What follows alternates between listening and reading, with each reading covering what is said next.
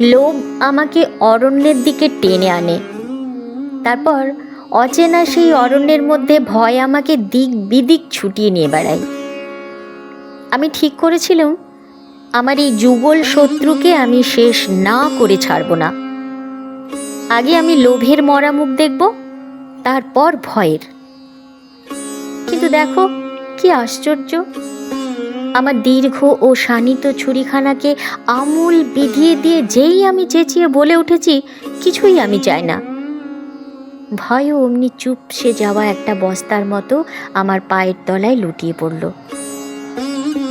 কখন আলো ফুটেছে জানি না।